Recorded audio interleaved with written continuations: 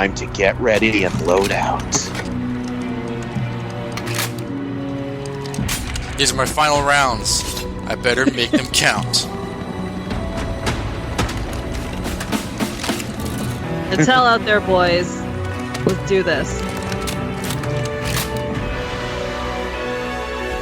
Oh, good. Dustin is here too, slightly off camera with his giant guns. And Stella with her slingshot. Is Ben big enough to be holding a bazooka? Who cares? It's time for action. On my signal, everyone, for Gotham Chronicle!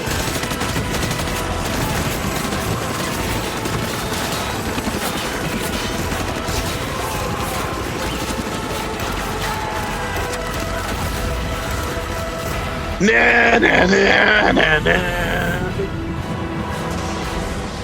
Welcome back to the Gotham Chronicle podcast. Year 5, folks, the final year. No man's land. That means that this podcast has been cut off and abandoned by Dustin and and the rest of TBU. So I'm just sitting here on this little transistor radio begging Dustin to give us supplies every month. I'm Josh, and joining me is... This is Donovan. And this is Jan again. Wow, you were so upbeat before we started recording. That's before we had to start discussing the episode. Yeah.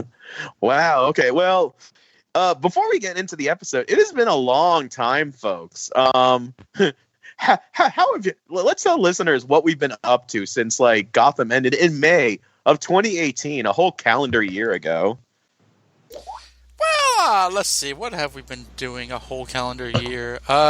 We've been definitely talking about doing this because, with this being the final season, there's been a lot of discussion of, what is the show going to do and how are we going to react to it, basically.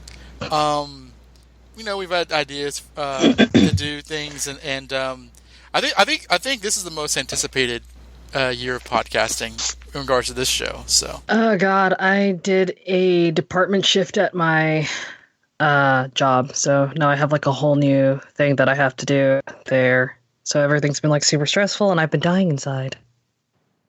Wow. And now it's time to watch your favorite show. Yeah. Well, and one thing, and some Gotham-related stuff that happened to me over the hiatus. So I ran into Davi Mazouz and Sean Pertwee in September at Tampa Bay MegaCon. They were not at Comic-Con this year, which was a surprise because they canceled Gotham going there at the last minute to the point where Comic-Con still had them listed. Aww. Instead, they just gave that tote bag of Gordon standing over a blown up bridge. Yeah, I blew this up. Yeah, I remember that. I had a fun interview with David and Sean, which was fun because they remembered me. And who was the guy? Peter Capaldi, Don? Yeah, the 12th Doctor, Peter Capaldi. Yeah, he crashed the interview, and I had to whisper to Davi Mazouz, "Who is this guy?" He's he was the last Doctor from Doctor Who. I was oh, okay. And oh, Josh, I know there are so many things wrong with that statement. I might that whole do interaction. a special hiatus episode of some of the interviews and stuff that happened that I did during the hiatus because. Oh yeah, we were supposed to get together and do the interview thing, and then we never did. Yeah, we were supposed to do a lot of stuff. It's okay. We all have busy lives. We're here now. No, I just work. I don't have a life. A few weeks later at New York Comic Con, I not only interviewed the cast, but I did see some on location stuff that they were filming in New York City, which I won't talk about until we get to that episode because there's some spoilers there. Spoilers. Yeah, but that was fun. And then let's see. And then a few weeks ago too, I went to the Pally Center premiere for Gotham, where Ben and I interviewed the cast on the red carpet, and Robin Lord Taylor hugged us twice. That was very surreal for me. So I have a bunch of interviews that we've done over the hiatus. Some of them have been published on TBU. I published a few of them on Fansided, and Some of the clips and are on even Twitter. on like DC Universe. Yeah. So a lot of the red carpet stuff is on Twitter. But that's been how I spent my Gotham hiatus, stalking the cast at these various events. Well, and by stalking, I mean like interviewing them at press approved stuff. AKA, he didn't have a hiatus. I did though. Well, it's weird because like some stuff happened to me during the hiatus. Like now I work for DC Universe's like streaming app doing like hype articles for them. That happened to me over the hiatus. Like it's been it's been a break, guys. So the episode itself, I'd say that there's 3 specific plot lines here. Which is, Tabitha's showdown with Penguin and the whole helicopter crash and trying to get the supplies for the refugees, and like maybe four subplots if you count like the brief like Scarecrow diversion, because there's like a diversion with Scarecrow. That's it's pretty much like, everyone reacting in No Man's Land, I think. Yeah. And then the other plots are, Riddler waking up in strange places, talking into a court. I'm not sure how he got there. And Selina dealing with the aftermath of her injury from Jeremiah and, giving Bruce shit over that, having a suicide attempt, and a nurse telling Bruce, like, you must go to the witch, which... Wow.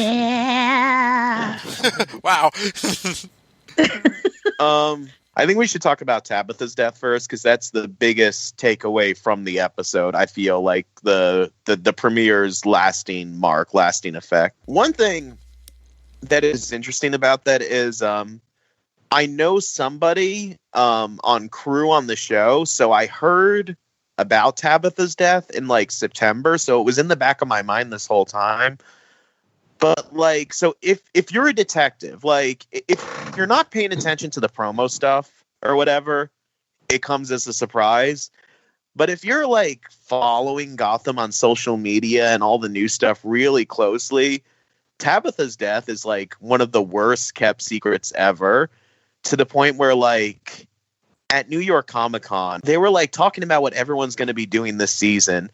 And they said Barbara suffers a really personal loss at the beginning of the season. And I was thinking in my head, well, her hairdresser. I wonder what that could be at this point. And then, I can't wait for this. And then, like, they immediately went from talking about Barbara's personal loss to, and Tabitha goes after Penguin with, like, disastrous results. That reminds me. Yeah. And I'm like, wow. And then when the cast was, like, releasing their, like, cast photos, here it is, the entire cast of season 5, every last person. And, like, Jessica Lucas is, like, never there. And the cast kept on, like, posting, like, group pictures of them, like, at parties and doing stuff. Like, yep, the whole cast. And Jessica Lucas was never there. God. And then when they announced that they were going to premiere they were going to screen the premiere at Pally Center, like, almost a month before the episode airs, I'm like, okay, they're not even trying to hide it anymore, because, like, somebody there is going to leak it. And I don't know if somebody there, like, officially did, because I haven't been on every single, like, website or whatever, but, like, when you like, search Jessica Lucas on Twitter, there's so many, hey, where's Jessica Lucas? Like, in all these promo pictures and stuff. So that was really interesting. I was trying not to pay attention on the internet. Yeah. I wanted to go into this season like I went into everything else completely blind, except for like their little promo videos and stuff like that, which got me hyped. I was like, yeah, look how awesome this looks. And then I watched this episode. And then like 10 minutes in, 15, 20, before the halfway mark anyway, I started off really disliking her and thinking she was like annoyingly written. I'm just going to go on my little story here. So when I first was introduced to Tabitha back in season 2, I was like, okay, crazy dominatrix, female villain in leather. How original. Color number 2 to everyone of color. And, well, of course, to, what was his name? James Fraser or something? Theo Gallivan. His real name. I was excited for him, and then I saw Jessica Lucas, and I was like, okay, whatever. Henchwoman number 5. And I didn't realize that they were going to keep her for another season. And then the whole other season, I was just like, why is she even here? And then they had the whole Butch, her, and Barbara thing. And I was just like, this is stupid.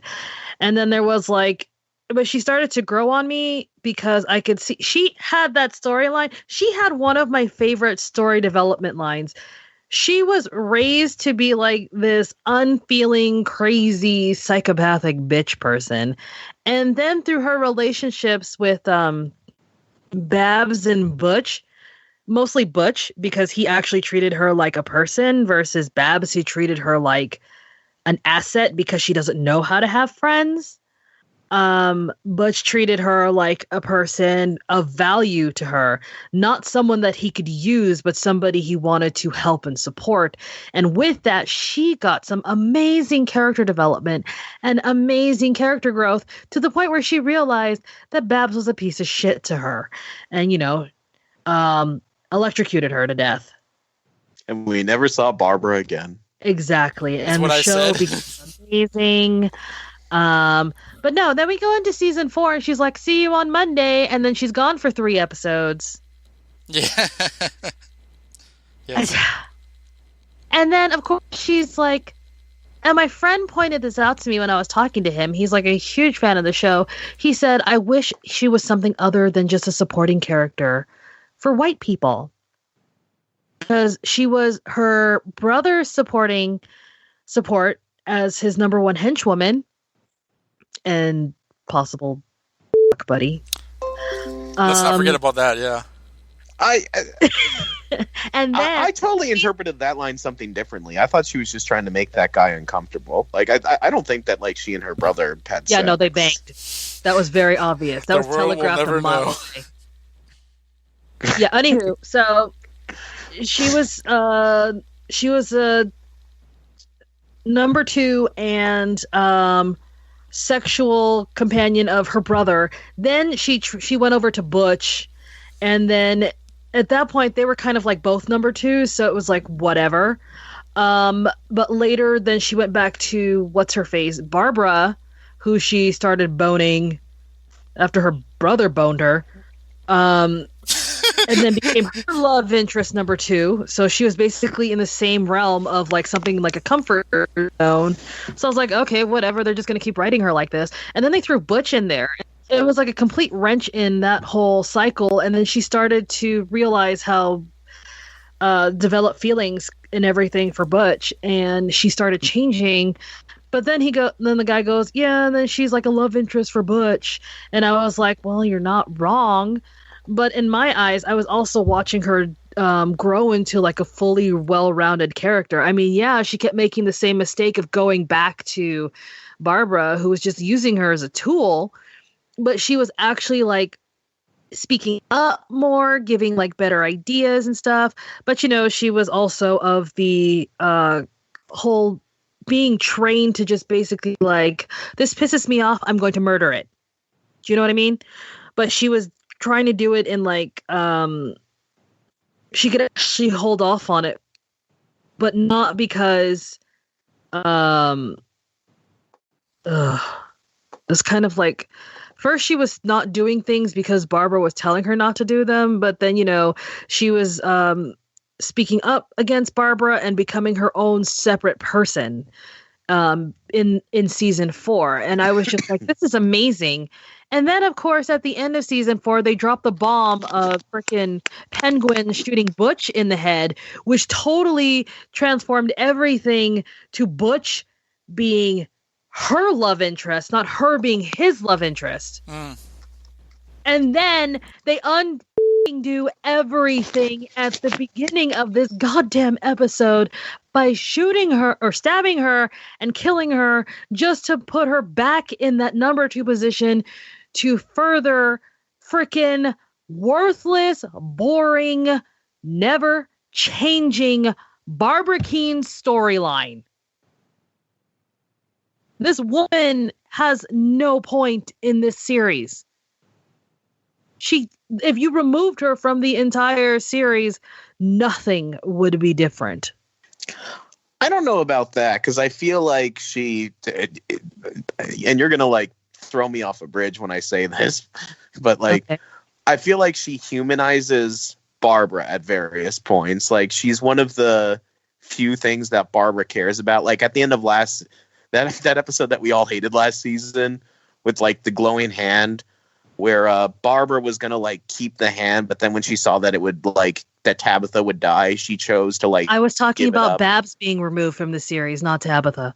Oh, okay. Yeah, no, Tabitha's perfectly fine. She was amazing. Okay. Yeah, no, you could remove Barbara from the series, like everything with her in it, and it would have been fine. Like it's like they That's try probably true. to freaking force her into the series, and it's everything she does, you can remove it, and they could find an easier way to connect things.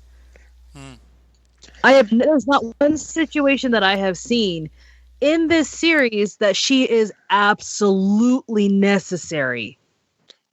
Well, who would have the glowing hand? Quit! Smack! I'm smacking your mouth. Ah. I like how you were sitting here like trying to defend Tabitha, and I'm like, I'm not talking about. I just sat there for like 10 minutes praising Tabitha. I'm talking shit about like Barbara Keene, like the worst character on the show. The only thing I say is I don't remember them actually Worse mentioning than Fish's wig. Okay, that's how bad she is. I don't remember them actually mentioning Tabitha's upbringing. Like, I know that like there's a whole Saint Dumas stuff that I guess is in their family, but like, I don't know if she was like raised against her will to be like an assassin. I just thought that she was legitimately meant to be crazy. Then like they kind of got away from that as the series went on. She was a lot more cold in like season 2. Like she was like this cold enforcer, and I realized this at one point in I think like season 4. Just like I was like, wow, she's kind of like really been humanized to the point where like, you know, when she's like, I gotta get Butch's memory back, you're like, wait, do I like care about Tabitha's like emotional journey now? Like I did. I did too, and that was like the weird thing. It's like, oh yeah, like she's, because when you go back and you watch season 2, she is a lot like colder. Like I did watch the scene where she kills Penguin's mom. Yeah. And like she kind of like smirks, like tricked, yeah, because they kind of do that thing where it's like, okay, we'll let her go. Then she has the knife in her back, and like you look over at Tabitha, and she just kind of like coyly like smiles, like, yeah, take that, boy. Yeah, because like during the whole like Silver St. Cloud weird thing going on, she like escaped and kind of went on her own, and then it's honestly it's really hard for me to remember back then through all like the clouds she of went rage. Because they Penguin like away. Penguin screwed over Butch by chopping off his hand, and then Zaz did that whole well, first Penguin killed Fish, and then Zaz did the whole mind warp thing on Butch. Penguin cuts off Butch's hand and then sends him to Theo Galavan, and then Tabitha basically undoes the programming.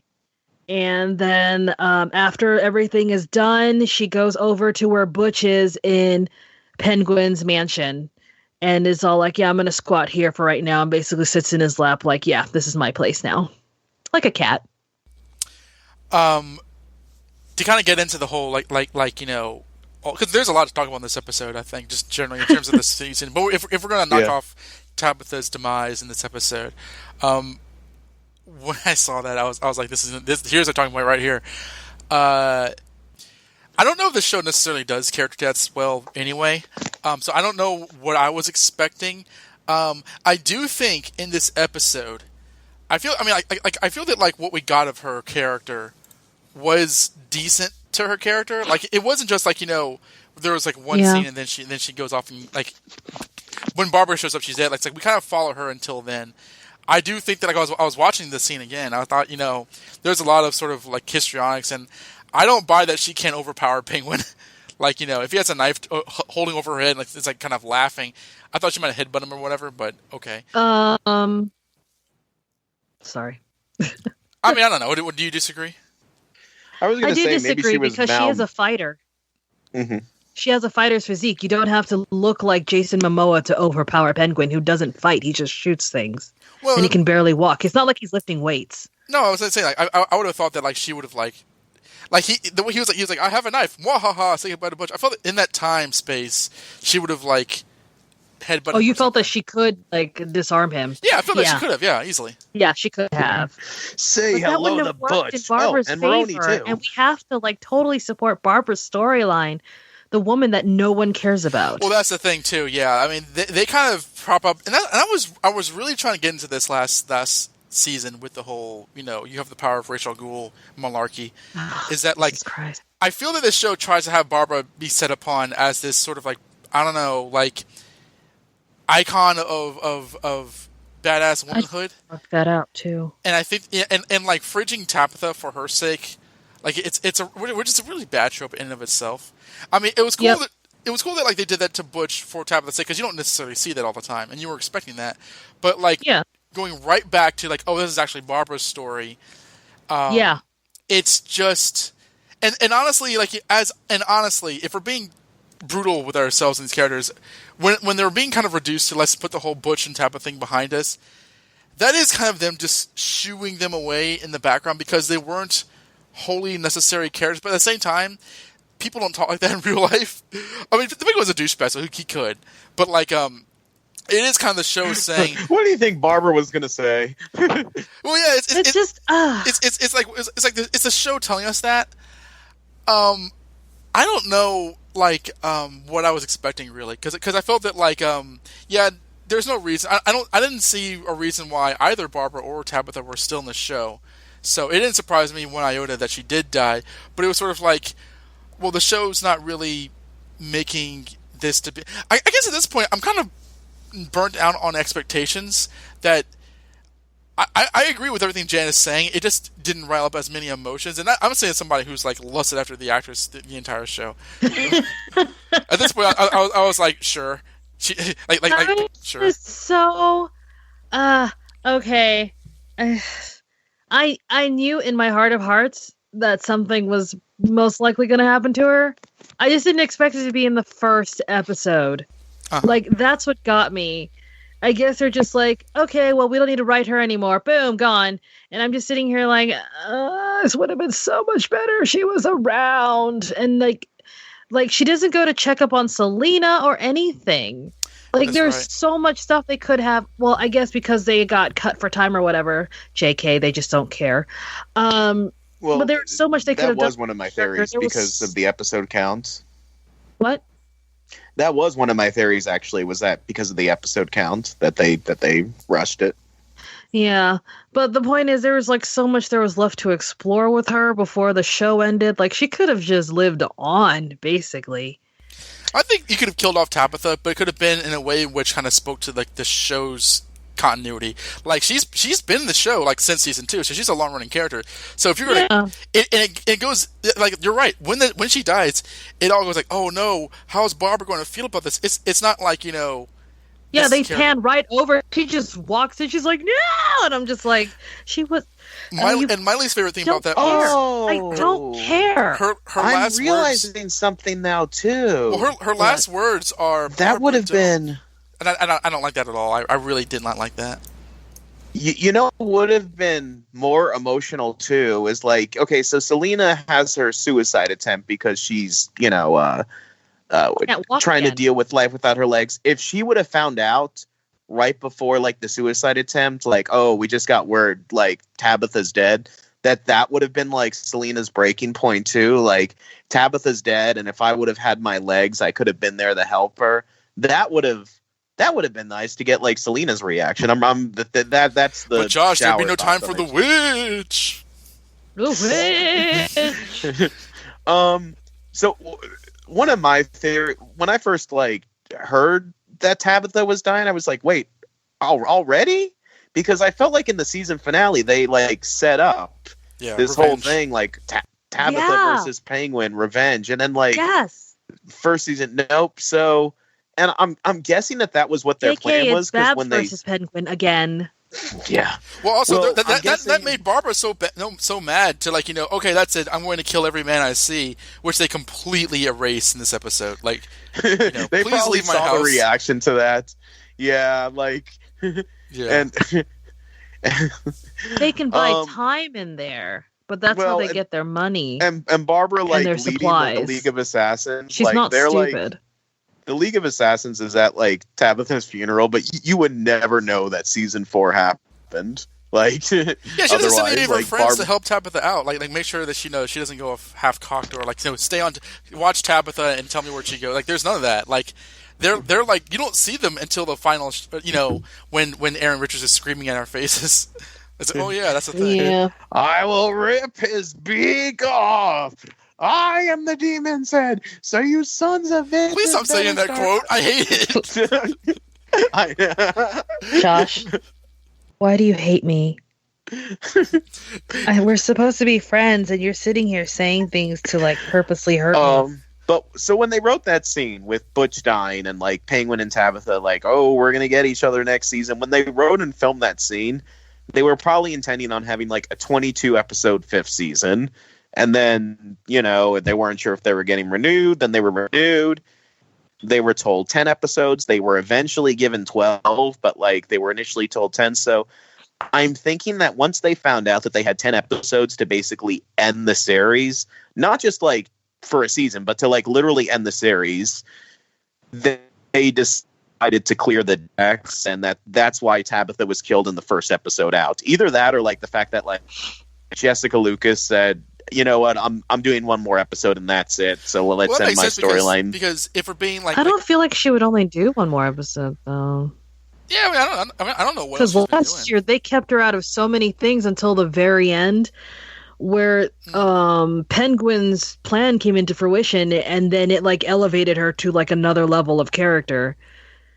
Yeah, which was amazing. And then they fucking do this shit. I think it was just the writers and the producers realizing we have what they thought was 10 episodes at the time to end the series. So she's not a major Batman they just villain. They decide to clear the decks. And also there are to so do something many other to people open they the could have season. just removed from the show. Well, also, I mean, it reminds me of like Mr. Penn.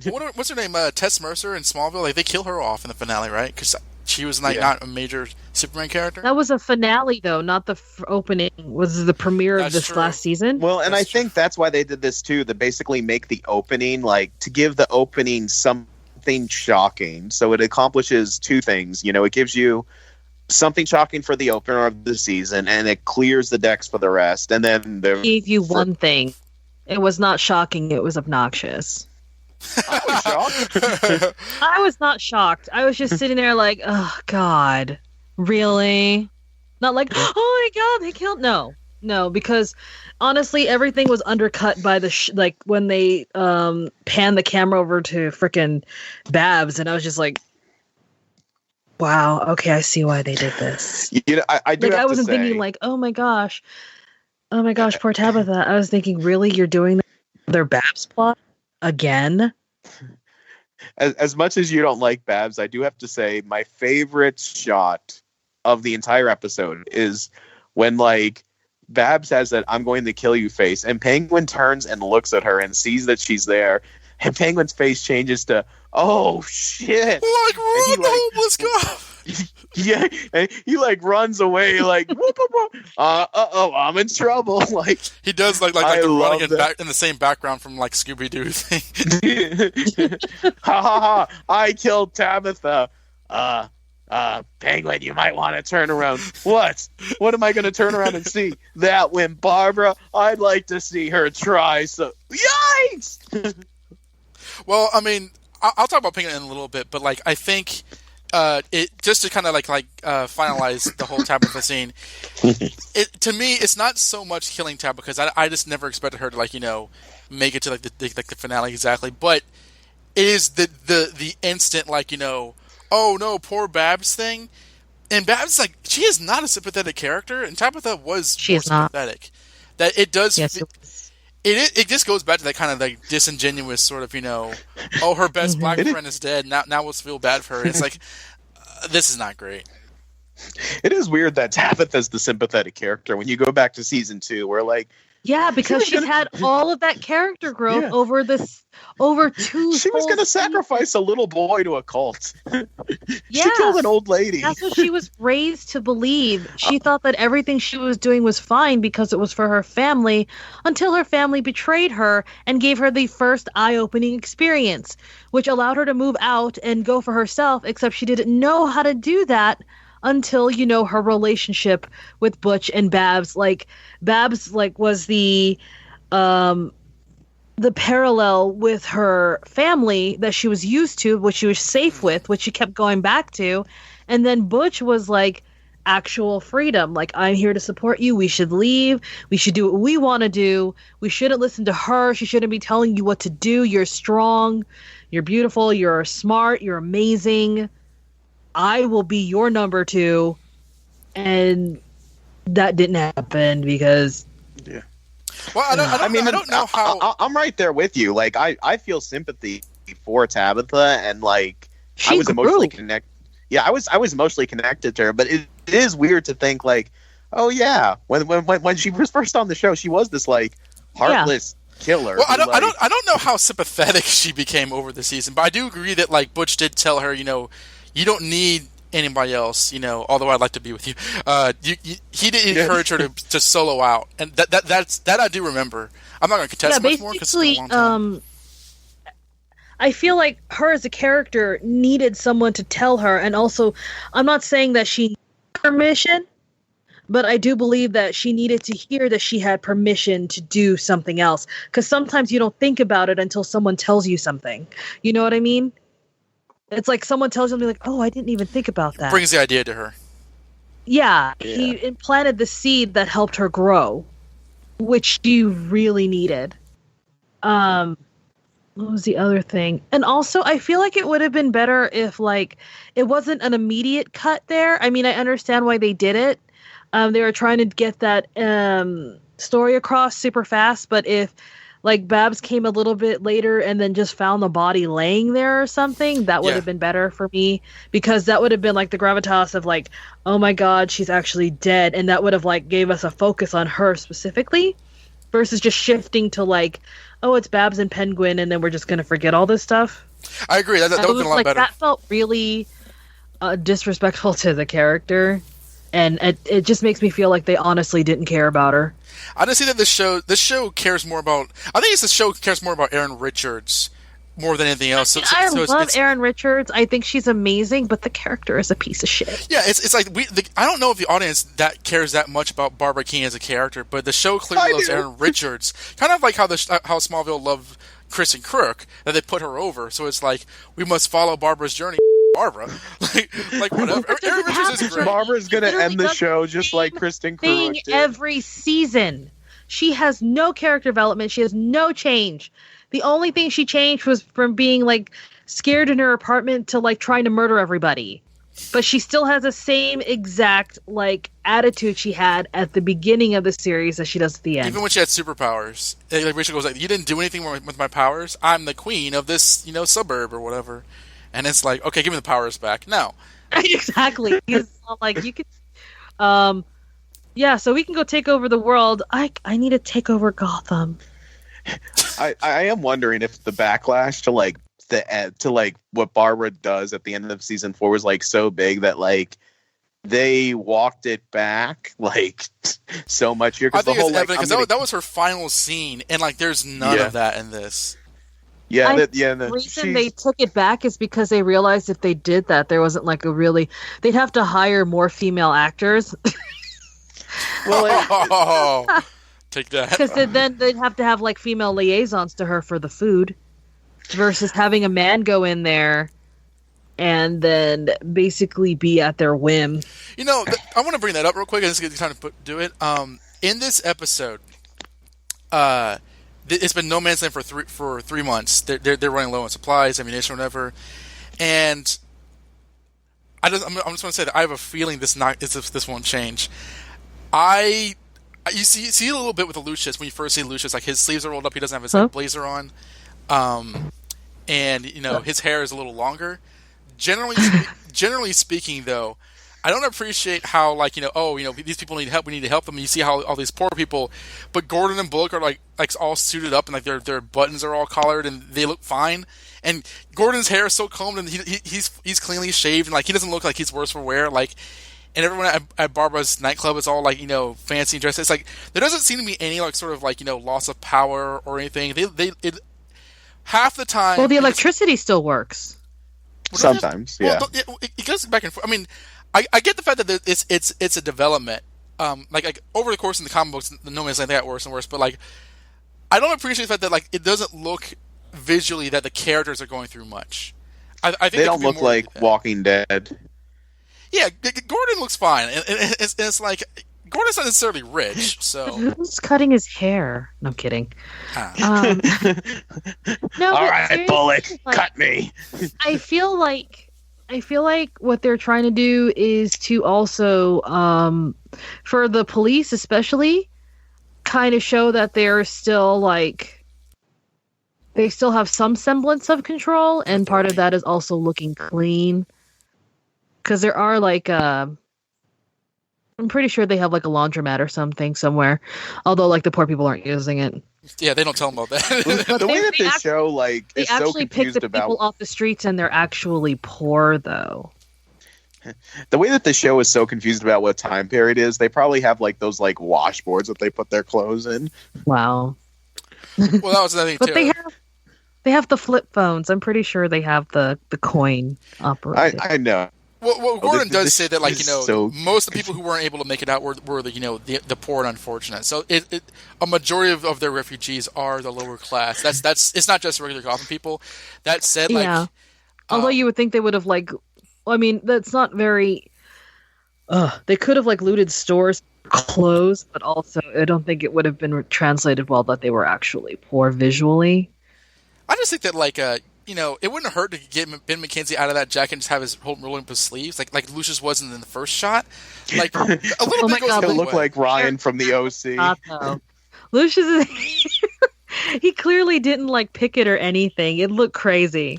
Well, he's got that. I saw like the back of his head. He's got that like the kind of cobra mohawk. I don't know what you call that. It's like a halfway. Oh, it's almost a mohawk, but it's not like It is a long hair. The top of his hair is visually like longer, so you could tell he looks frazzled versus everyone else. But Gordon is immaculate. Gordon is like shining and glistening. We're out of supplies. I'm almost out of toothpaste. I'm down to my last 3 bottles of hair gel. My comb is a little bendy. I only have 6 Armani suits left, Bullock. 6. I keep eating the rest. After that, I have to do my Versace suits. Do you know what that'll be like for me? Aren't you? Gordon, our plumbing system's been destroyed. Yeah, yours. I'm beginning to realize why you can't afford rent for a house. Didn't we have this discussion before?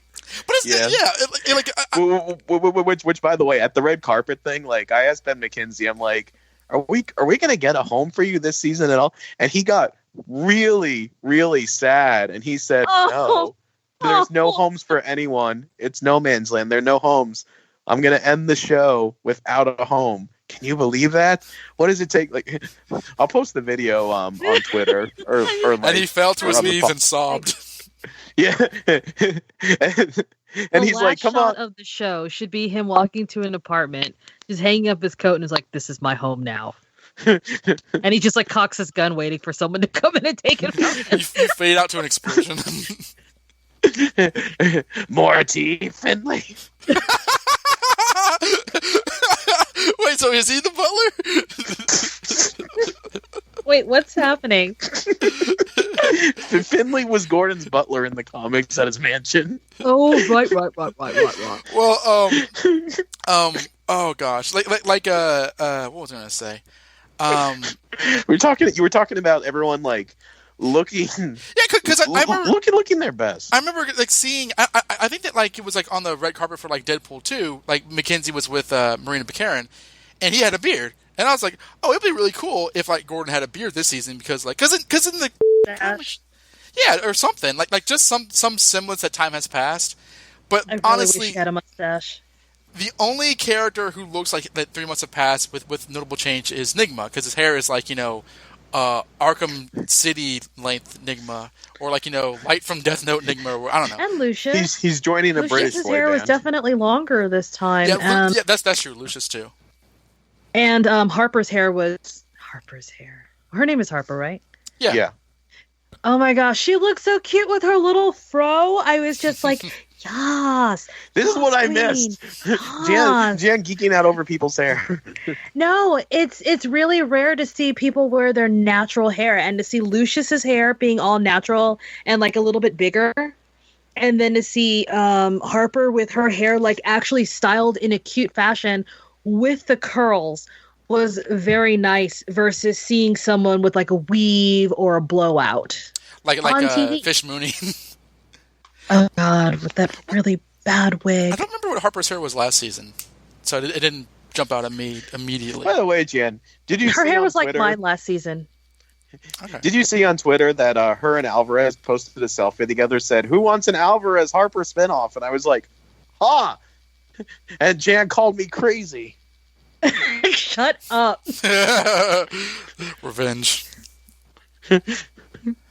That's right. Well, like, and when I watch Walking Dead, like the characters on Walking Dead are really, really dirty, and their hair's like unkempt to the point where, like, every time I see a Walking Dead actor at a convention, my first thought is always, "Wow, they look so clean. They've actually like bathed." And there's like an episode of Walking Dead where Michonne, she has like a dream about like before like the zombie apocalypse. And she's like, she looks like she's in like nice clothes. She's talking with her brothers and her husband, and like her voice is different, and like she like her body language is different to the point where I thought I was watching a commercial. I didn't realize that like Walking Dead was back on. And it's funny because like she's actually her head's shaved in real life. Yeah.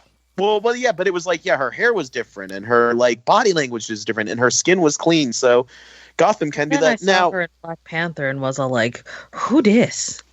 Oh yes. Yeah. One thing that I did like that I thought that they pulled off with No Man's Land, because I know we've been mostly negative so far, but I will say this is I felt like they got the desperation down, because that was one thing. Like when I reread the comics last summer, I like the first arc where like you just see the desperation of everyone in this like post-apocalyptic world. And I like that the whole like, okay, we're cutting down the rations again. We already cut them down. We'll cut them again. Okay. And just not me though. Just yeah. I seriously say that they are going towards the No Man's Land feeling of desperation. And I was very nervous about how they would do that last year when they were like, okay, the government's closed for no reason. And Lucius is like, good news, I have all of Jeremiah's batteries that like he can rig to explode at any moment. And I was like, wait, he unrigged them. Yeah, I know, but it's like I still think that that's stupid. Like this is Jeremiah Valeska we're talking about. Like, there could be, like, some magic. And this isn't based on any spoilers or anything like that. This is just, like, my feelings on it is, like, I feel like it's really, really stupid to have, like, these bombs all over the city that, like, Jeremiah built and he possibly has a way of re-rigging. One thing I can kind of add to, like, the point of, like, desperation is that at the end, Bullock says, you could have shot Penguin. He's like, yeah, the thought crossed my mind. He's like, let me tell you how this game plays. You win or you die. Next time, shoot to kill. That was Gordon. That was one of a major like a thing. Well, I mean, like, because there were characters in the comic books that would like say Gordon's too soft. He doesn't know how to live in the no man's land. And it wasn't so much that this scene was from the comics, but like the feeling was there of like, what is Gordon willing to do and not willing to do?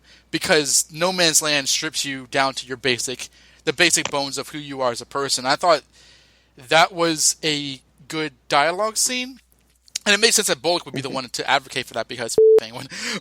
but like people were like low on bullets, so like every shot had to count. So I do like when Gordon fighting the Scarecrow. He's like, "Am I worth your bullets, Captain Gordon?" no, I guess not. So we're gonna do this old-fashioned way. And like Gordon takes like a lead pipe. Hand me that crowbar, and Lead Joker pipe just like in the hands him the boiler room. crowbar. Yeah, so I like that. The whole like I will people say this like one thing. stealing rating supplies, not wanting to waste the ammo. That was no man's land. And I really, in the face of all of this, like, people are wearing Armani suits and Tabitha's dead and was it the right decision? What I don't want to get lost is that I feel like they did no man's land justice, which was my biggest fear. For now. I will say, though, in reference to the whole cleanliness thing, it's 3 months. They still have power. They still have running water. I suppose. I feel that like when I first saw Lucius, it's like, okay, yeah, this is time has passed, and because Gordon he's a captain of the GCPD, and like GCPD. Yeah. Yes. His superhero name. Yeah, Captain GCPD. Like, I just Literal feel that like captain. I didn't necessarily have to see him with an eye patch or anything like that, but like Ben McKenzie's a very suave That would have looking been dude. hilarious. Gordon had an eye patch for no reason. Got me, Deathstroke, the Terminator. I don't know. I think that like the fact that like, I mean, when you wear a full tailored suit with like a tie and you button everything up and put a blazer on, you get warm really fast, and like there's no reason for him to do that. And I think that like Jan, your point about they're putting on a face of authority that that the police are still reliable, how you recognize them, it is a point. But kind of like how the Butch thing, well, maybe he misses his penis or whatever. Like, I kind of wish if that makes sense. I wish it would have said that then. That's just my thing. They said that several times with the whole light thing. When he was having a discussion with Bullock, he was talking about like, yeah, we need to show them. And then even when they end it, we're here to show them that there's hope. We're here to go get them and then like suit up. It was the whole point. It was the driving home point of their purpose in Gotham. And as for like that being really hot to be having all that stuff, honestly, when you wear that much clothes regularly, your body acclimates. Oh wow! Come on, I don't know about that. I don't know about that. I don't know about that. For a uniform, I do know about that. But like when the I don't know if it's much like they're low on power. The stress of like the refugees and that kind of stuff. All the human condition going through the government shutting down on them. I don't know that buttoning yourself, from like your wrist lengths to your neck and all that kind of stuff is something you're gonna like knock off. I mean, again, like I would have liked it if the show demonstrated that like, oh no, we thought about this. They're not doing it for no goddamn reason. So, but that's me. I'm just one man lost in this show. Yeah, well, they didn't say for the appearance of them, but they did state that, like, I mean, he has to go up there. He has to be a public face for them. And then it's like, yeah, this light is a hope in the darkness, and it reminds me of why I'm here, and it reminds me of the hope that I need to give other people. Like, he had that discussion with Bruce right there at the light. He didn't have to say, like, that's why I dress up. That's why I button up all my buttons and, like, put on cufflinks. And comb my hair of justice. The city of gel. I mean, I don't feel like that needs to be like stated. I can understand. I mean, I honestly would have liked if he had like less hair gel. His hair looked a little bit more disheveled, and he did have his sleeves rolled up and had a 5 o'clock shadow. I would have loved that. But also, on the other hand, it's kind of like he's putting all this. This is how he dresses every day. He wears the suit, he fixes his hair, and he's trying to give a consistent visual to the refugees. It's kind of like, well, he's still shaving, so we've still got supplies. Which implies to them, like the refugees, because their whole like, oh, you guys are keeping it all for yourself. Like, look at Gordon, look how nice he is. You guys are clearly not as desperate as we are. Like, they could have pointed that out to comedic effect. So maybe, they did. Well, that's why they were arguing that the police. No, yeah, I know. Like maybe that would have been implicit. But I did not get the sense that the show thought about that in that way, in terms of appearance. I mean, but it just makes sense that they. I like that touch though. That the people were getting because unruly. Of how they look too. Mm-hmm. Without doing the throwaway line, I don't know. Yeah, I like that touch of the people getting unruly, the desperation of no man's land, and it breaking people down. Like that's what I was hoping that the show would like play with this season. And by the way, this episode was called. Let me just pull up to make sure I got it right. Yeah, Year Zero. So everyone's like, "Ooh, they're adapting the 0 year," and like we said, like last year, they're just using the name. This, and of course, like. No, this has nothing to do with like the 0 year comic with like Riddler and the Red Hood gang, and that would be amazing if they did like. But Ed, we'll get to that. Yeah, no Bruce flipping off the Red Hood gang and stuff. That's what I remember from that story more than anything else. But what next? What next? Well, let's see. I mean, there's we can go over all the characters. There's we don't know how Riddler's alive. I mean, we can guess. Well, Strange did something to him. One of my theories, like when I first saw this, and I since realized that the show would not be crazy enough to do this, or would it? Is wait a second, we haven't seen Lee yet. What if he's blacking out at night? Because whatever Strange did to him at night, Corey Michael Smith turns into Marina Baccarin. I don't know why I do the things I do, Peabody. It's just the way I am. Peabody's been dead for years, sir. Oh, yeah. Penguin, like, yells, "I told you to fix them, not to combine their bodies. It was the only way they can survive. Too many internal organs were pierced, but together they have enough internal organs to keep the other alive. But I added in some werewolf blood so that, at the stroke of midnight, he'll turn into Lee and he'll turn into so-and-so. Whatever. Just go with it, okay?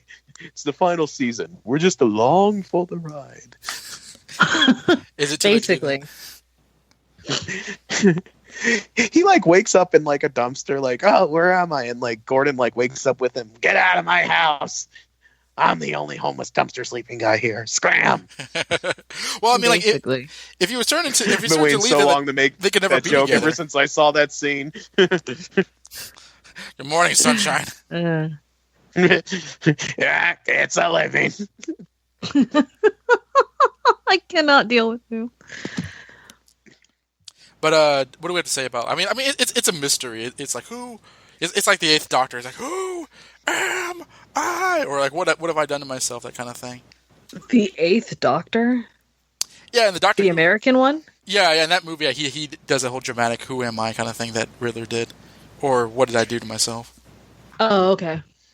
I mean, his hair was ridiculous. Both of them. Yes.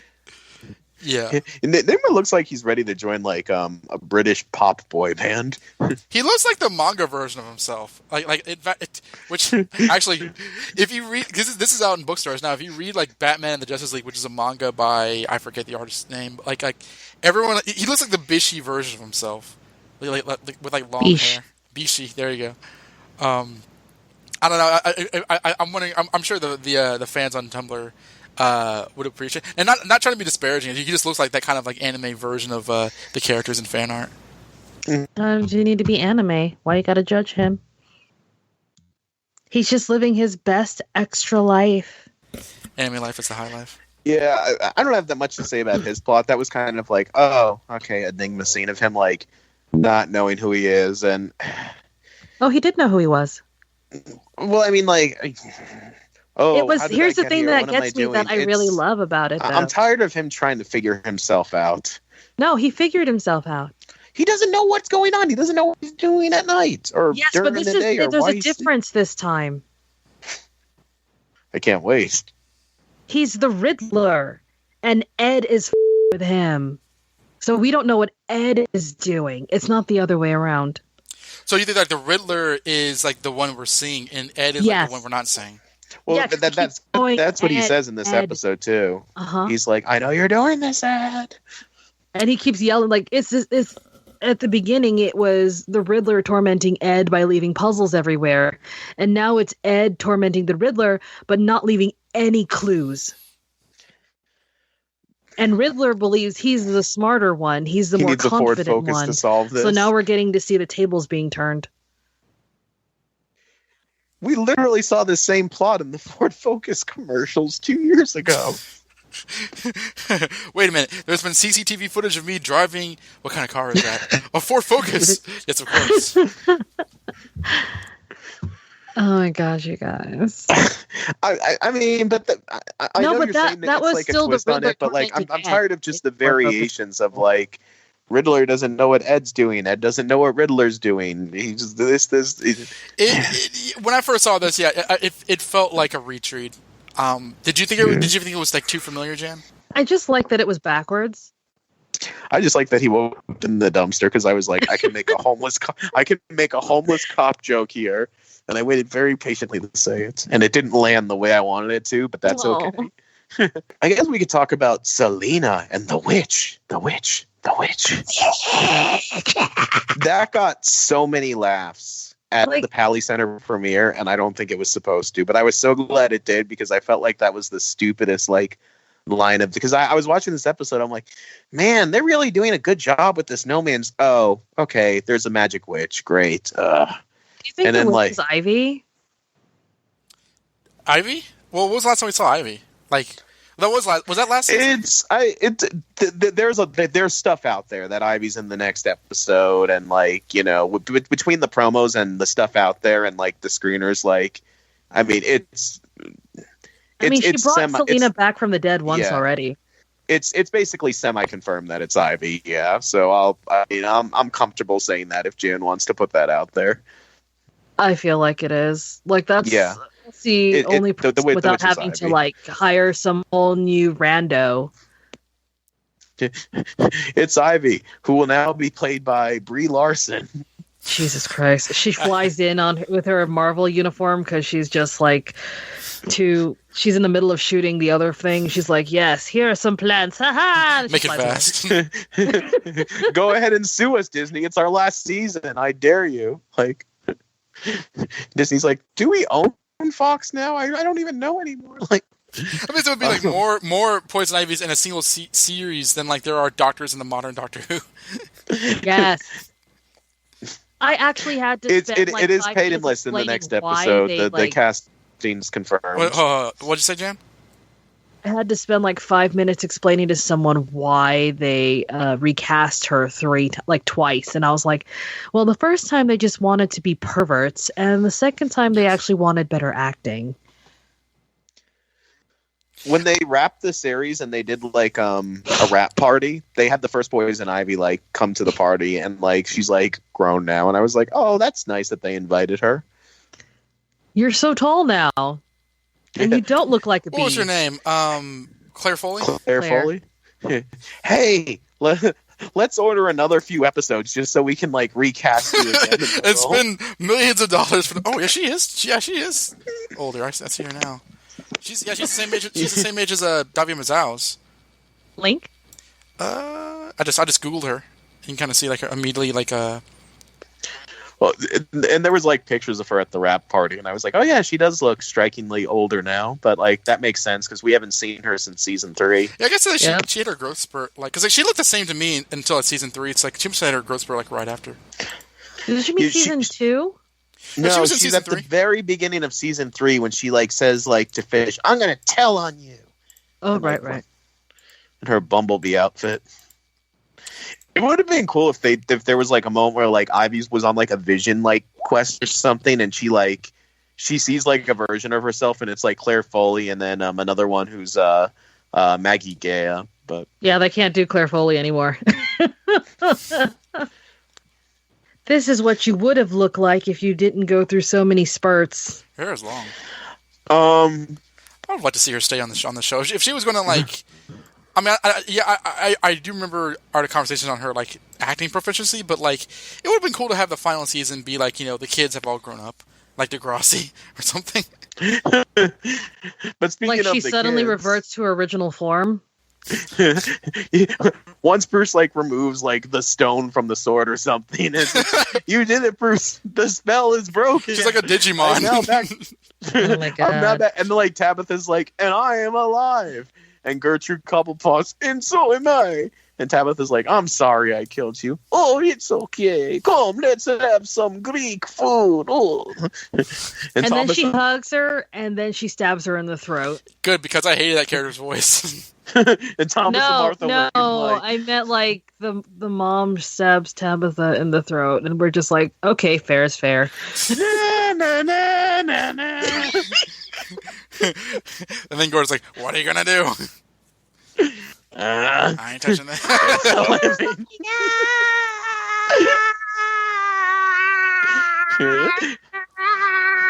That is like Babs in a nutshell. That's all she does is yell about killing people that she doesn't actually kill. Babs is like at the Sirens Club, like looking through her telescope, like, so the Penguin Swerve thinks he's gonna steal a helicopter. Well, he's about to hear from me. Finster, make me a monster. So if I'm thinking about this correctly, they see the helicopter, and then Tabitha shoots it down, and then expects. I thought that the low boys shot it down. Did they? The show was never never explicit on who did it, but I think it was the low boys. I feel like she shot it down, and it landed in low boys territory, and then that drew somehow Penguin out of his home. Because what other reason would she have to be there? Well, she knew it was. There's a scene of like Penguin, and he's like, "Wait, what's that noise?" And it's the helicopter. And then like, isn't there like a similar scene at the Sirens Club where they're like, "Wait, what's that noise?" Yeah, Yeah, but why would she go by herself versus without a grouut? Like Penguin went like fully armed. Because it's a plot hole. Yeah, exactly. like, there's no reason for that. Jesus Christ! I don't know. Tabitha's like, "Okay, Babs, I'll order the Uber and let you know when it's here." And like, she like went without her. I don't know. Maybe she thought that Barbara would try and talk her out of it, so she went. On her Bruce own. Also and then snuck over there, so like it's not like people were paying attention to like security exactly. Yeah, like, if I had to guess, just thinking out loud, I'd say that Tabitha went on her own because she knew that Barbara would talk her out of it, and when Barbara realized, hey, where'd Tabitha go? She like suspected and went after her there. Yeah, because they didn't need any supplies. If Tabitha had that rocket launcher, she could have just shot City Hall like Zaz did to Babs' headquarters last year. True. How have we not talked about Penguin's dog yet? I've been waiting for you to talk about that. We haven't gotten to Penguin's storyline yet. It's all Penguin's storyline. I'll start off with Penguin because I thought that like he kills Tabitha and we don't like how that was written, but I thought in terms of characterization, this is the Penguin. Not that he wasn't so much, but like after not seeing the show for so long, I'm like, wow, this is the character that like there's no more room for him to grow. I think that he's aside from like there hasn't been room for him to grow for a good while now. Like you were at the end of the last episode, you were like, yeah, he's there. He's killing Butch when he killed Butch. And then you said like it a couple of times, like, yeah, no, he's there. Wait, no, now he's there. Now he's there. It's like for you, he's like an ever-growing, closer to whoever he's supposed to be. And in my opinion, I kind of feel like we're just seeing different aspects that help define who he is versus him growing and becoming who he is. Because I've always felt that, like, after, like, even in season 1, I mean, he had to grow, like, the backbone, but he was definitely already Penguin. I forgot. It's just that he did. Then. Yeah, but he was still conniving, and he was still building his empire like very slowly. Like he's a man with like he's a brain, and he was constantly using his brain to manipulate people. And even though he was conniving, he was also a survivor. So he was using his words. He was using his personality to his own advantage because people knew him as also being like, a coward too. And then they kept underestimating him because he was so cowardly, like, oh god, he's just gonna bend and then whatever. I mean, he was just the umbrella boy. Well, what was I gonna say? This is your fault. What I liked about this was that he he's doing the same thing that Penguin did in the comics, and that like people need the supplies over this one person fell over from starvation. Oh, I'm sorry, Mr. Penn, but I can't spare anything. It's overcooked, and like just being basically just a douchebag. I mean, and you're right. Yeah, I've gone on this before. This is not necessarily extremely new, but I thought that like he's just being faux bougie. Well, do you remember, like, in season 1 where he was so popular that, like, people were like, what if the Penguin is actually the Joker? Like, that's how... What? Oh, yeah, that was a huge thing in season 1. Yeah. No, I don't remember. You forget I came in on season 3. You remember that one, right, Josh? I do, and it's funny because I was, like, looking at old articles on Twitter the other day, and, like, everyone, like, you know how, like, everyone was going to be Harley Quinn? Everyone was also going to be the Joker. I forgot about that, too, because I actually saw an article, what if they make Barbara Keene the Joker? And I'm like, what? Was that real? Yeah, exactly. Yeah, that was an article. I am so glad that they made the Joker the way that they did, because Cameron Monaghan does things to me. Oh, my. This podcast is rated 18 enough. Yeah, well, I feel that he was a standout in season 1. Like he was the character. I remember telling him about that in Comic-Con before season 2, and I remember because it was kind of like people wanting Chloe to be Lois Lane in Smallville. The Smallville connections never end. People still did that even after like Lois like went on the show. They were like, "Oh, Chloe's still going to become Lois, even though Lois is already a character." Well, it's like fans are weird. I'm happy that like we were we've come to this point where like it was for me for the character. I think everything that he went through was worth it. It's kind of like seeing Daredevil and Bullseye fight in season 3. It's like yes, we've been waiting so long for this. Like I really feel it got canceled. Sure. Yeah. But there is a Punisher season 2. Yeah, I saw the trailer for that too. January 18th. And I'm sure that there'll be a season 3. Probably not. I like the Penguin in this, and I think that he's very, very well realized. And you're right. I haven't said that a lot, but I think that it's one of the best parts of Gotham. Credit to the show, though. Yeah, I think it's one of Gotham's greatest achievements. Penguin is like their baby. Like, he is ridiculous. He is very... Here's the thing, like, he does things you're like, oh my gosh, I can't stand this. It's like, yes, he's over dramatic, but this is a guy who loves opera in the comics. Like a loser. I mean, like, drama is totally a thing that he should be doing. The fact that he overreacts to things, he goes out of his way to be theatrical. The whole shooting Butch thing was so over the top. That was so him. He had Butch become his roommate for like 3 months just so he can shoot him. Yeah. He kept him close so he knew where he was. And it was great. I love this episode, how like Penguin's like, finally, in the pilot episode, Fish Mooney bashed my leg in with a baseball bat, and now, at long last, my leg is fixed, and it will never be hurt again. JCVD!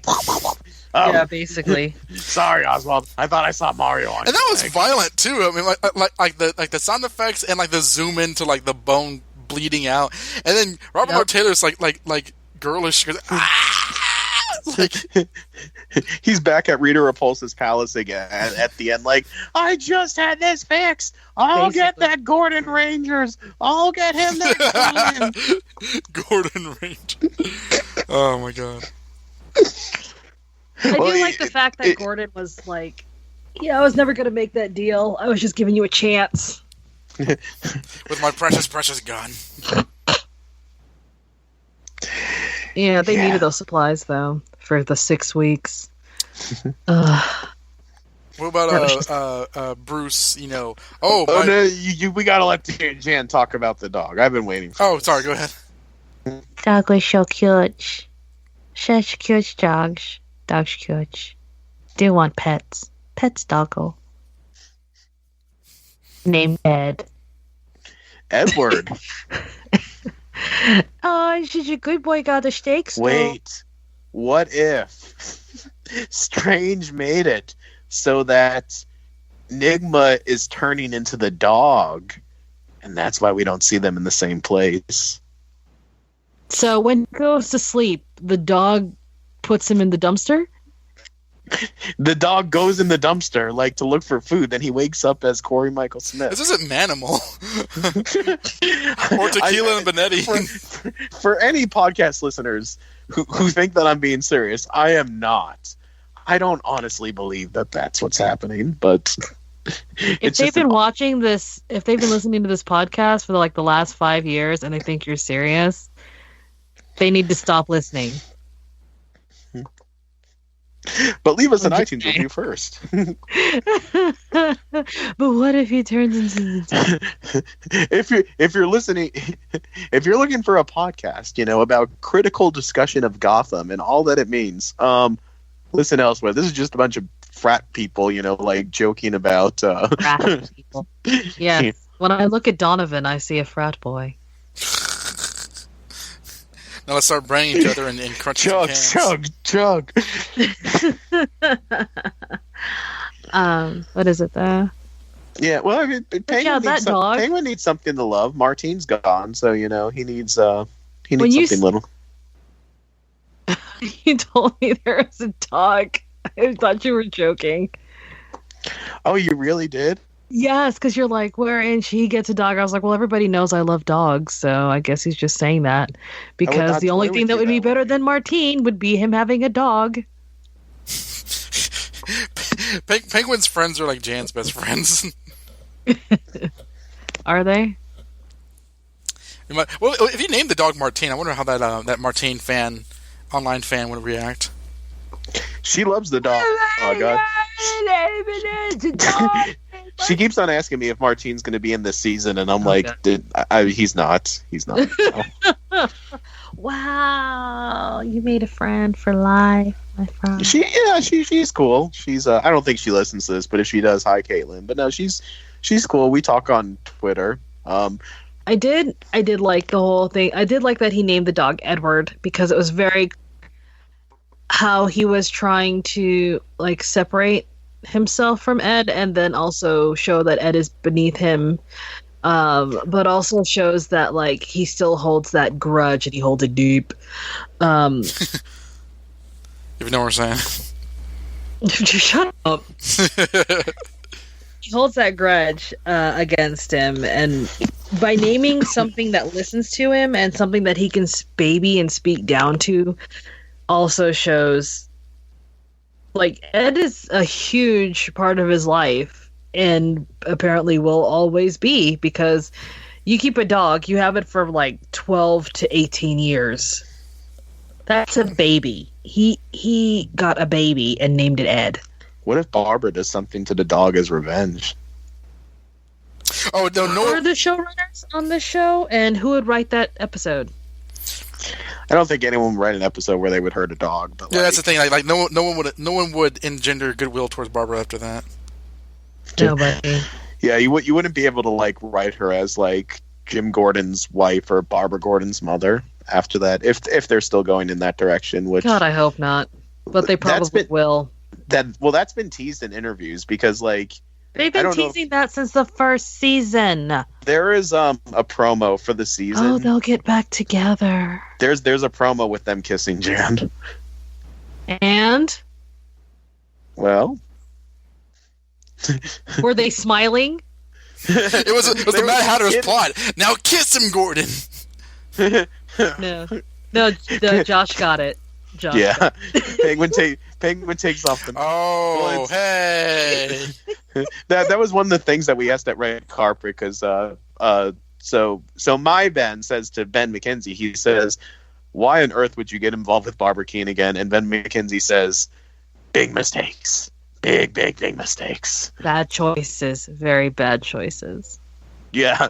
I think that might be the actual code. It's on Twitter. Yeah, I watched it a week ago. Mm-hmm. So Gordon makes bad choices. Do we have anything else from the episode to discuss? Oh, we haven't talked about Selena and her. Well, we kind of alluded to her and her suicide attempt, but yeah, it is funny how Alfred and Selena were leaving. It's I'll find you, Master B. We'll also have to talk about Bruce after that, because he had a little bit of his own stuff. After Miss Kyle and I leave here, I'll come back and I'll find you. Then like this episode opens. Oh yeah, but then they didn't make it out on time. They didn't make it. Which Yeah. makes sense because while they were leaving, it took them a while to get the bridges were full, and then they weren't on like a motorcycle or anything. Weren't they going on a helicopter? Were they? I feel like she was about to go on the helicopter. It's been like I don't- 8 months since I've seen the episode. I don't think. I feel like if there was like a helicopter, there was like the no in, no out thing, wasn't there? Yeah, I don't know. They took too long saying goodbye. It was a It's like- van. It was a van. I thought that they might have been going to a helicopter, but yeah, I am remembering an ambulance. Either way, yeah, they took too long to say goodbye, and like, When you're young and in love, okay? Do not. I'm talking about Sean Pertwee and Davi Mazouz, ma'am. Selena was still in her coma. When you're young and in love, okay? No, I'm kidding. I thought that like her line about it's funny after all the horrible things I've done over these 5 seasons, I mean years, what did me in was being your friend. I thought that was kind of like a low key sort of subtle killing joke commentary, because like the whole thing about what happened to Barbara Gordon in the comic books is like at the end of the day it didn't matter that she was Batgirl, she was a woman that Joker attached to get to Gordon and Batman. I thought I got that vibe. She just happened to answer the door. Yeah, I got that vibe, and I don't know if that was intentional of the writer, but like I got the sense of like because people have brought that up. I kind of feel like sometimes when they push lines in there, some of these people do actually read comics. Let's not go crazy. I mean, maybe they could. I don't know. I mean, David does. I mean, he could have been like, hey, it'd be really cool if we added this in. I think, yeah, I think it was just something to add tension. I don't know if there was anything deliberate there. Also, Lucius reads comics, so like a couple of them do. Well, yeah. Chris Chalk is a legend.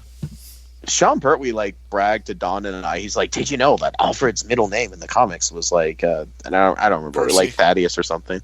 Like, do you remember that, Don? I do, and it was different than the one that they gave Michael Caine in Dark Knight Rises. Because I remember when that came out, you put online and said that was wrong.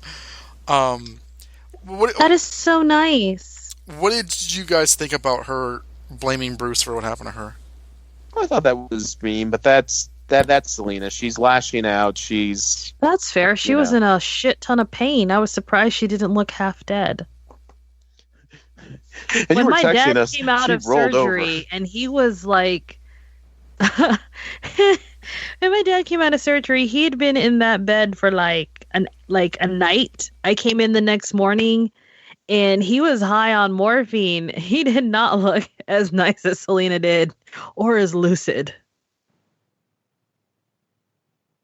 Well, that was the thing too. I mean, that's after she got the medication, and then she just straight up. Did you guys get any of that? Yeah. We heard it. I'm listening. Okay. And then she just straight up rolls over away from him, and I'm just staring at it like, I thought you were in pain? Like, you're not even drugged in this scene. She's working through the pains to like make a point to him. She's like, I'm so salty. I'm going to like roll over painfully just to like show you how salty I am at you. Yeah, I think the first time I saw that, because I rewatched it. I think the first time I saw that, I was like, I don't want them to build tension for Selena and Bruce with this last season. It feels like something that it doesn't feel like it fits for a final season, but like it does make sense. And I thought that like Cameron's acting, which I'm not generally as high on as you guys are, was pretty good when she was like screaming at the end about not wanting to live anymore. I thought that was pretty strong stuff. Well, first of all, I don't even understand how she managed to like fight them as hard as she did while she was already like, isn't she already supposed to be on drugs? Like, they got the supplies. They should have already like sedated her, not sedated her, but like given her something for the pain. And especially if it's like surgery for your back and she's able to actually move, like she should be like sitting in the bed staring pointedly at the scalpel, or it should have been pushed closer so that it was like actually within range, and then someone had to like push it out of the way or something. But she rolled herself onto the floor, crawled over there somehow without wincing, mind you. Like, she just dropped to the floor and she didn't, like, wince or anything. She just hit the floor, bloop, and then somehow turns around to get to the cart to cut herself. I'm just, like, I understand that a lot of this isn't realistic. You shut But your as someone lying who mouth. has suffered from back pain... Jan, it was implicit. No. Oh, that's so mean. It was not implicit at all. A lot of people actually suffer from back pain versus a lot of people suffering from not living in poor conditions with running food or running water and energy. We don't see how she actually did it. Like, the scene kind of cuts, so I don't know. Maybe she used other parts of her body. Well, But she's yeah. only used her arms, and that's gonna pull on. Like, you can just move your arms up and down. You can feel the muscles it pulls in your back. That's true. Yeah. And then rolling and shifting your weight also puts pressure and takes pressure off of your back. I remember people were taking set getting your photos. back jacked up. Body. It's not just your back and everything underneath it. It's your whole body. Mm-hmm. I remember it's people one were big muscle in your back. That's why. I remember people were taking set photos of it's not this episode, but there's another episode where Bruce and Selena are fighting in the street with the mutant leader gang, and those leaked all online, and people were saying, spoiler, Selena's gonna regain her mobility this season, because I guess people thought, yeah, it's I want to do that people think that wasn't gonna happen. I know, I didn't expect it to be the way. right now I look like that one Pikachu meme where he's all shocked, Right now Selena is trending on Twitter as we speak, and it is from Gotham. Perfect. Probably because as we're recording this, the episode is airing right now, so they probably just saw the suicide scene. I think it's also because I'm scrolling down. It is from everything she's going through, and also I think Cameron Bean Condova's live posting on Instagram, or she's having something going on Instagram. Oh wow! I'm looking at everything that's trending. It's Gotham, Oswald, Selena, Alexandria, or Scarlet. Surviving R. Kelly. I do really and Tabitha. Tabitha's trending. She better be trending. I never thought I'd see this day. She was you guys remember all last season, I just wanted to see more of her and Butch. Because she was and not only because I ship them, because I do, and I will ship them for life now that they are together again. But also because I wanted to see more of them, because she was getting all that growth when she was with him. A lot of people think romantic relationships are overrated, but in this case, it was actually good for character growth versus just being there for drama, which they tried to do. They tried to use that relationship as drama for Barbara. Someone put, wait, is she really leaving Tabitha on the Siren's desk lounge? She comes back there the next day, why didn't anyone move this? Oh my God. I'm looking at Gotham's Twitter account. They have a poll, and it says, "Is Tabitha going to be successful seeking revenge on the Penguin?" And the choices are undoubtedly, not a chance, or it'll be a fair fight. That's so mean that they put that poll up. I'm putting terrible. Not a chance is the winner with 55%. Barbara kissed Tabitha, and I'm sobbing now. #Gotham. At Gotham, they really killed Tabitha. A lot of people ship them really hard, and I'm just sitting there she's just another Theo Gallivan for her. It's not good. She's not even a good friend. Still, she's not, because Tabitha's no, we're not doing this deal with Penguin, and Barbara's shut up, we need supplies. Apparently, Jessica Lucas got a lead in another show, and that's what someone says why she left Gotham. I'm not seeing that on IMDb or anything. Oh, I was about to go check. Yeah. I wonder if that's public now that the show's out. The murders. It's the murders. It's a spin-off. It's her and like Drew Powell like in the afterlife, like just reacting to things going on in Gotham. Hey. She's a police officer. She's a homicide detective. Oh, I was going to say homeless. She's not homeless. She's going to be a homeless cop. But yeah, she's the main character, and there are 8 episodes of it. I don't know what is this on. This was I'm seeing the news reports. This was announced October, so I guess she got that role right after the finale aired. Like I'm sure she was going to be on the show longer, but maybe was the reason why they killed her from the first episode. Okay, that would make you less angry. It's actually the Pikachu meme. Tabitha kills Oswald's mother, is the sister of a psychopath, and only continues his legacy. Constantly threatens lives in a blind following to Barbara. Oswald kills Butch and seemingly Tabitha. Everyone, myself included, and it's the Pikachu. It's true, though. At least that would have been my reaction if they didn't immediately cut to. I think I'm telling you, that one shot of them panning over to Barbara killed the entire emotional weight of the scene. And I'm looking at that shot right now on top, as a GIF. Her eyes are huge. Her eyes are gigantic. And the camera's like, don't you feel bad for Barbara Keene?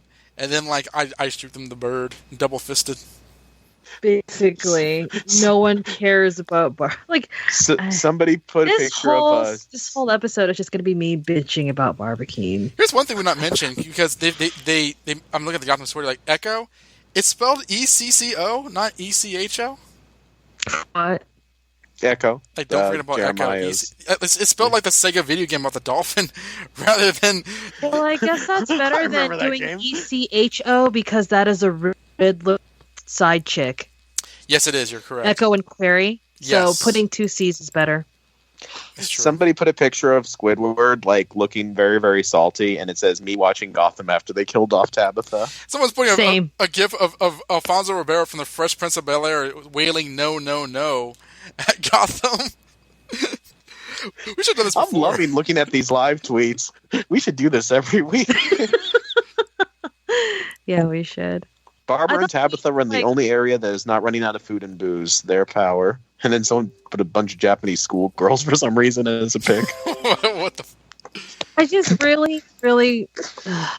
If they had did something more effective, like did an actual polyamorous relationship between all 3 of them, where Tabitha was actually in a relationship with both of them, or showed something like that, it would have been way more interesting. I would have been more invested in Babs, but it was just like Babs and these 2 over here.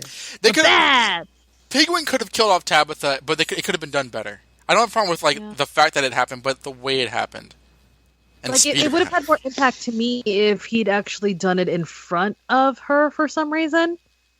But I can also see now that you said that she's a main on another series, which she is, and all 8 episodes are listed on IMDb, so they might have already just shot him. So she it's not going to probably be just like a Montoya and Alan thing where like she's in 4 and then she just disappears. She's a main character. That's really awesome. They just wrote her off the show. I'm glad she landed. Yeah. Same. I was like, man, I really hope everybody on this show gets more work after it's over.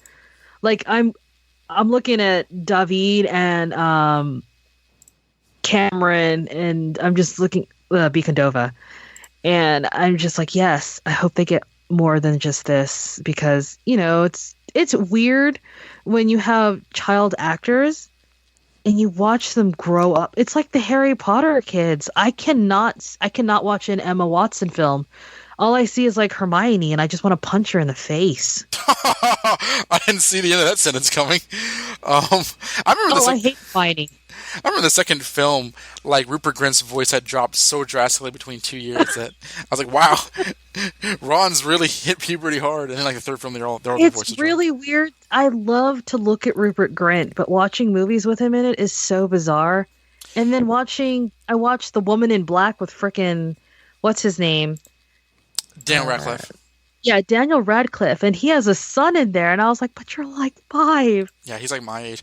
Rupert Grint has a television show on Netflix called Sick, which is in its second season. I want to watch it so badly. Yeah, I've seen the trailer. I need to watch more things with him in it because I love his little ginger face. I'm looking at the different live tweeting that people are doing. This is what do we all think about Bruce before we close off talking about I love it. Critic?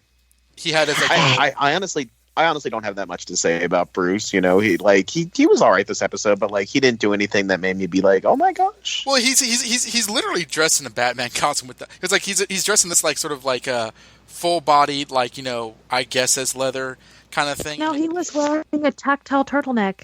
Tactile turtleneck. A tactical turtleneck. A tactile neck.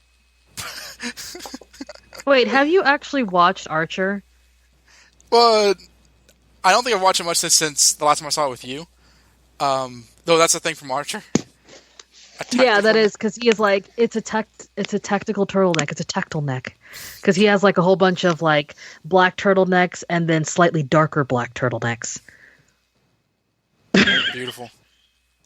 No, I think that like especially with like the night vision goggles that he had, I like that like it's not even so much that he wants to help Gotham protect it. He's doing Batman stuff in this, like he's sneaking around, like he can fight, like it's pretty cool. Like when he just rolled out as backup for the GCPD, I was just like, "It's Batman is here!" Like he did save the day. I mean, he was there, but I mean, like he was there in the way that he was actually working with the police versus around the police. Because that's what Batman does. I mean, they didn't communicate in this episode, but he was there. He dropped in, took out some people, gave them the supplies they needed, and then disappeared into the ether. Yeah, and I like Gordon saying, Bruce, next time you want to help, just ask. You've earned a place. Like, he wasn't being admonished. He was like, you've earned a place here. Yes. It's no man's land, like I won't get in trouble for giving you a badge. Honestly, like I like this episode. I know that like the Tabitha is in the way that it became a Robert King show is a sore point, but like I honestly like I mean I didn't love this episode, but I thought it was a pretty decent opening. I would probably say my personal biggest reaction was probably just the whole, no man's land. 3 months later, we're down on our last supplies and ammunition. Now, if you'll excuse me, I'm going to, like eat from my nacho guacamole off screen or whatever. I don't know. Like, I wish Jim McKenzie would stop with his We're running out of fresh avocados. He puts sliced limes on his eyes and stuff like that. Like, but like, it's time for my spa. Okay. You mean cucumbers? No one's gonna put limes on their eyes. My eyes. The people are that would hurt. Jim. That's acidic, dude. The people are getting restless, Jim. Some of them have been sleeping on locker room benches for weeks. Oh, yeah. I can't imagine how hard that must be. Wow. I mean, because they can hold out longer. I hear a man can sleep on the locker room bench for years if they have to. Just no man in particular, but I mean, I've heard rumors. It's Bullet called Jim their god, and I was like, yeah, well, he is the homeless cop. So I guess he's the homeless god. Their god. I've wanted to do the Maui "God You're Welcome" song as a Gordon parody for years. I've just never found the right way to do it. I thought we were doing the Spider-Verse one. It was like, all right, let's try this one more time. My name is Jim Gordon. I know. I didn't have enough time to make those. And it's insane. I do. We have to talk about that intro because that was, which is the flash forward. That was great. I loved that. That was when I said before that my favorite. That scene was like my favorite shot is like Barbara looking at Penguin and Penguin going oh shit and running away. I lied. My favorite is just that epicness and like you think that they're gonna battle each other, but then like wait, Nigma and Penguin are walking with Gordon. Like that was they're so all confusing. like I know, but it was awesome. Yeah. They're like all coming together. Like, what a way to open up the show again after like being gone for 8 months. I agree. I completely agree. My favorite part of that entire opening, though, was when Ed put the card in his little pocket and like tilted it a little bit. I was like, that is like the coolest looking pocket square I've ever seen. Was it like a playing card, like an ace of spades or something? Yeah, it was like an ace, but instead of like the whatever, it was a question mark. It was the ace of question mark. Yeah, it was a really nice detail. I really liked it. I just stared at it like, that is so cool. I want one. I missed recording with Jan. Because I pick up details? Just because I'm really about your aesthetic, enthusiasm. okay? Your enthusiasm when you're like, I want one. Like that's what I like. That's what this show needs. Like, this is a really fun recording. Dude.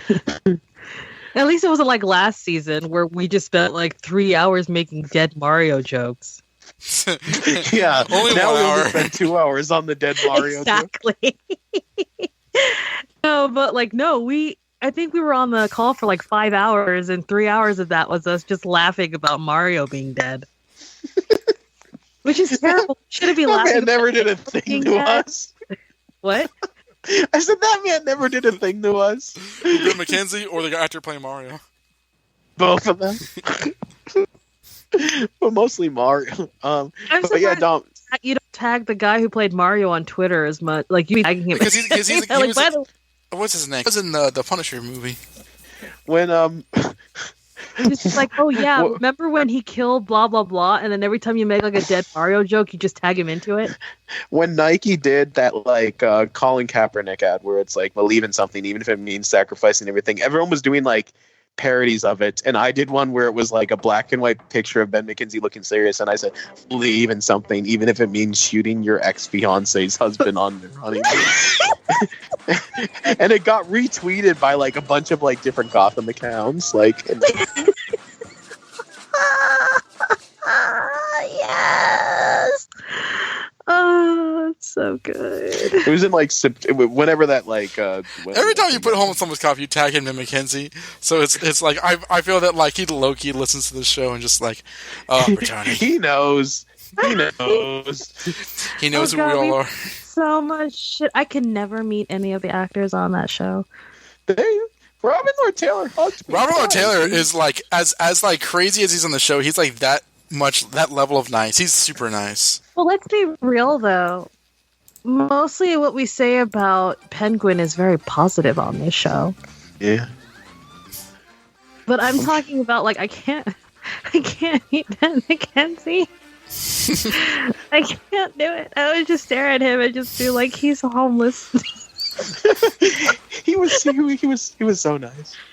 He's homeless. It doesn't help because like you guys met him before all of this joking, but me, I haven't met him at all. So they see him in person, it's like you're homeless. What? I've technically not met him. I was there when Josh interviewed him for Batman Year One, like years ago. But like, I was never there when Josh talked to him for Gotham. I was always somewhere else. Oh yeah, that's right. You've never. Wow. Yeah. Oh. Don, do you have any thoughts about that intro scene before we? It was cool. It was genuinely cool when like Alfred and Riddler and Penguin and like Bullock and they're like brothers in arms, like like we're all in this together, and it looks like a video game. High School Musical. But it was funny to me. It's like he's like, on my mark we fire, and then he just says, Gotham. Bang bang bang bang bang, like For Gotham. Yeah. For Gotham. Our show, you will give us a 6th season, or we'll destroy you. They're shooting like the networks and like Warner Brothers and Fox, like we'll do a 6th season if we have to shoot you all together. GCVD. Oh my gosh. But I was like watching, he goes, for Gotham, and I was just in there like, I have never had that kind of solidarity to a city before. I was so confused. I was just for like, Tampa. Yeah, right? For Nashville. Never. Yeah, exactly. It's a city. A city of justice, Jan.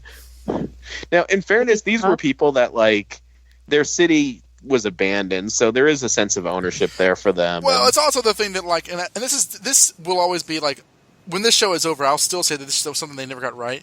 The show doesn't do a great job of, like, you know, demonstrating why this city needs to be saved. Like when Bale and Batman Begins says, you know, Gotham is not beyond saving, there are good people here. Like, you don't disbelieve him like I would if someone said that in this show, because they don't. This show does not like its own citizens. So, like, the show also glorifies its villains, and they're the ones who get all of the screen time. That is exactly right. It glorifies the villains, which, you know, I know why it does that, but, like, it was one of those things where it's like when Bruce says, "Do you ever regret leaving?" He's like, "Hell no." It's like, why? like what is the show? What has the city ever done for you? But, like, you roll with it. A city of justice. You just gotta roll with it. I mean, like, it was like you said earlier before we started recording about Barbara, and it was all like, yeah, I have this magic hand. Let's go take over the world. But I need to take over this one neighborhood inside of Gotham. Where everyone has superpowers and I'm outmatched. This one tiny neighborhood. I need to do that. But the world. But this neighborhood, Raish! All right. Give me your hand. No, I need it for this neighborhood!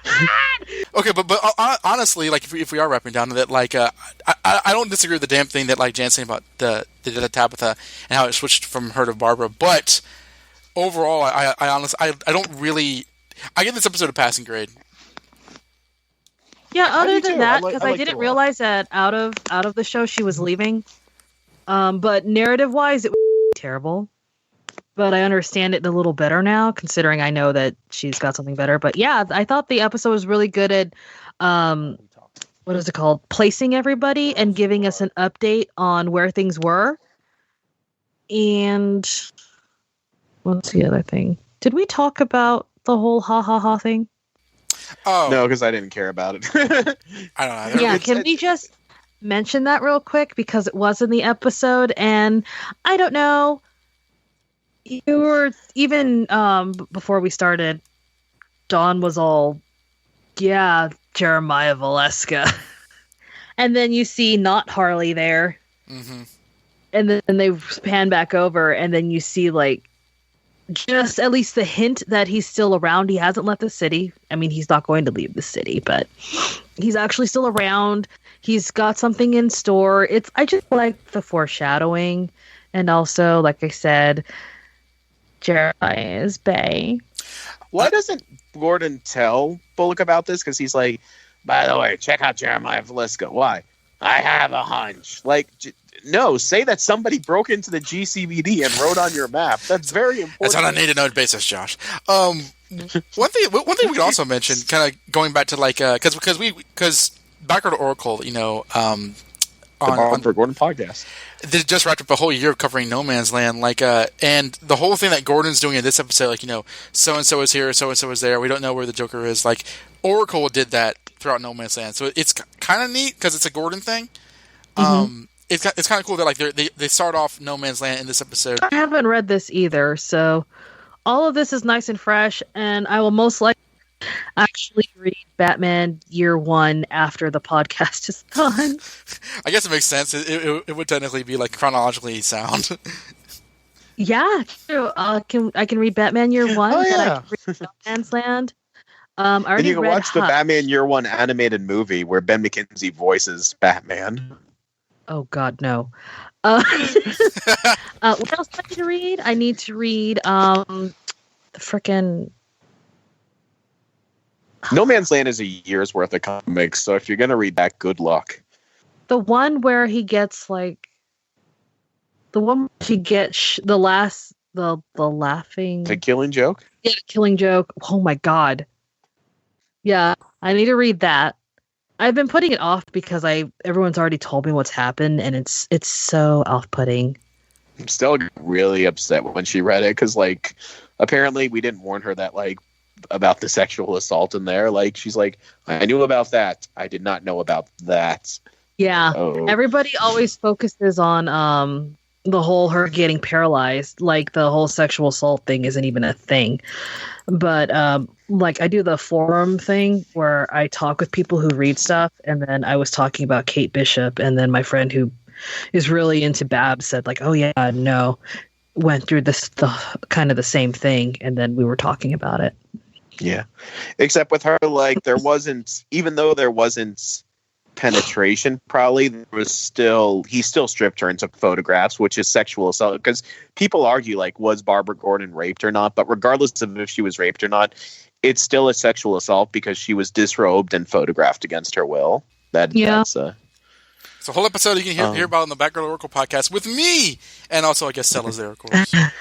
So next episode, according to the Futon Critic, is called Trespassers. Ooh. Gordon and Bullock investigate a location where several kids have been kidnapped. Barbara proves to be... sorry, I had a cough coming on. It made it sound like a laugh. Barbara proves to be an unlikely ally to Gordon. Oh. Meanwhile, Bruce looks... Wow, that shudder.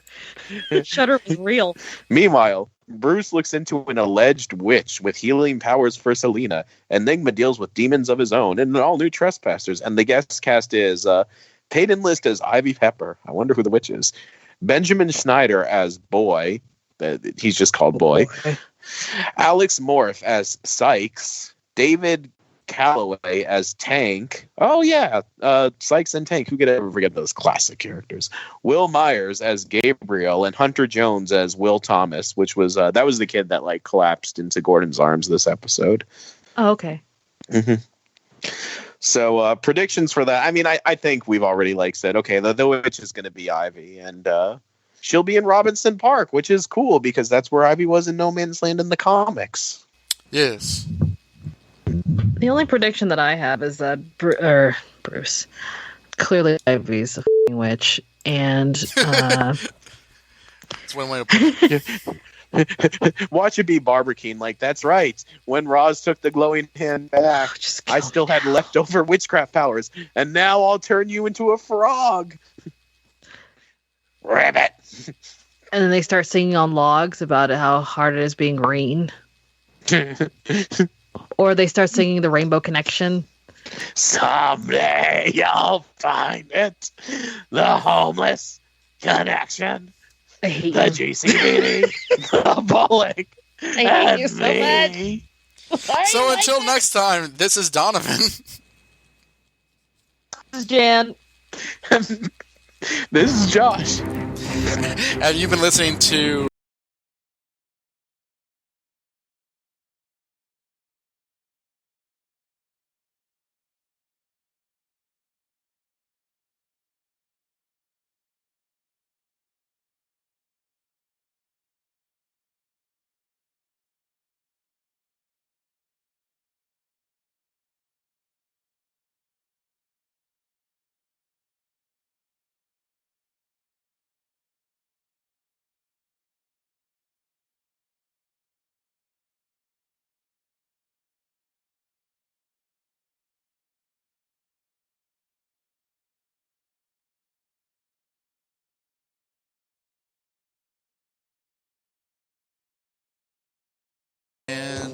oh no, it's fine.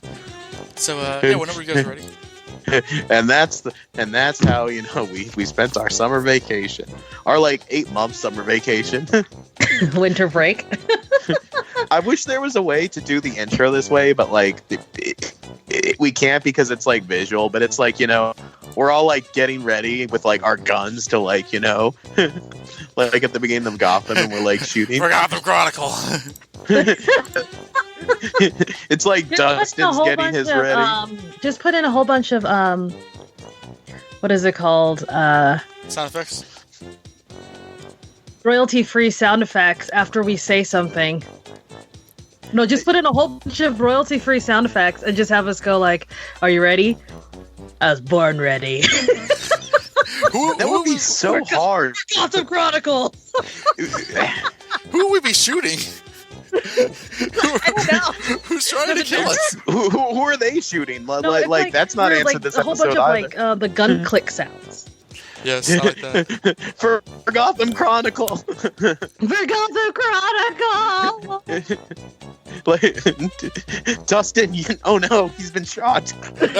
I'm hit. It'll be like, for Gotham Chronicle! Yeah, just plug in Mackenzie's voice and then like add in like Chronicle. That's gonna exactly that. That is the problem. Is that is way too visual. So like, as a listener, you would have to like, it would have to be really apparent what we were doing. I mean, if it's everybody knows what a gun cock sounds like. We could do like- like okay, you got your bullets, got your belts, got your tasers, got all this. I'd have to put that song that Riddler was listening to, like, we'll meet again, don't know where, don't, and then like, I don't know, like make it like really apparent that like we're all like walking together. Just do like cheesy narration, like I'm now walking with my gun. It's Jan. Is she gonna shoot me? No, we're walking together. You need to watch and more. Look, it's Dawn. He also has a gun. Josh. Is he gonna shoot us? No, we're walking together. What were you saying, Josh? You need to, like, this is the kind of thing they do in audio dramas a lot. They use a lot of sounds to paint the picture. People have imaginations. You don't have to narrate. I think it's funnier if I narrate. Okay. All right. I'll figure. I mean, you this can out. build the visual landscape with sound. But like, how would people know that it's us walking? If it's They just will when we footsteps? start talking. What do we say aside from Like I forgotten? said, like on the Chronicle. It's like, you ready? Yeah, let's do this. Yeah, Okay. I think a combination of a line here or there and some sound effects to kind of paint the picture. It can be done. One of us will be like, it's another season. Let's gear up. Yeah. I think stuff like that to like paint the picture of us all. Like, yeah, we're all like loading in our armory. Like, you could just say, it's another season, let's gear up, and then run like the armory sounds. And then like footsteps. Yes. For Gotham Chronicle! And then, like, if they've actually seen the episode. Nah. You need to add that part. And then like, And not Don's even be like the real music, just us. yeah, no, you're gonna do that, and then Don's just gonna be like,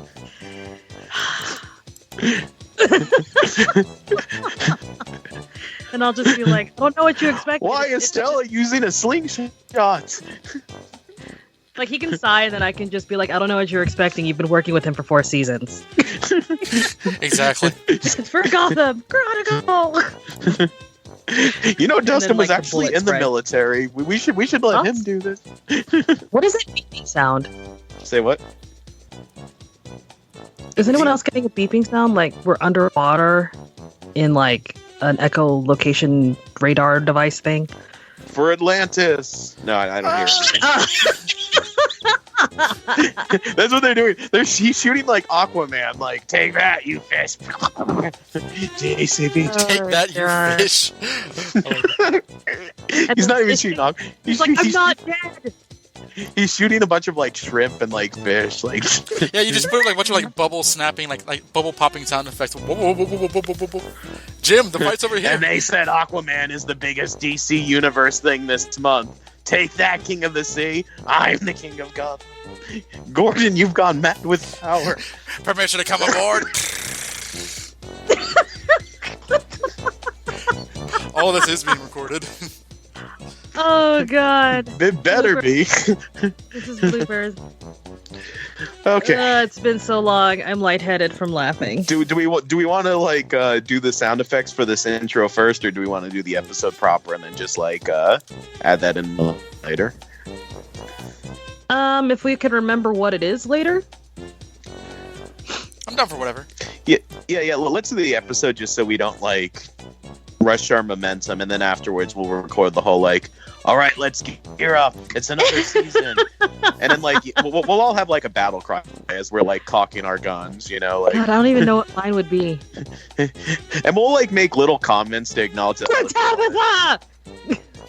Yeah, for Tabitha. For Jessica Lucas. And for all, why is Stella holding a slingshot? Is Ben old enough to be holding a bazooka? Who cares? You handed it to Just him. keep going. Oh God, Ben. Yeah. Where did Ben get that knife? Martine gave it to him. Yeah, he just jumps over the wall and starts slashing people. Like, this is his play. This is his play.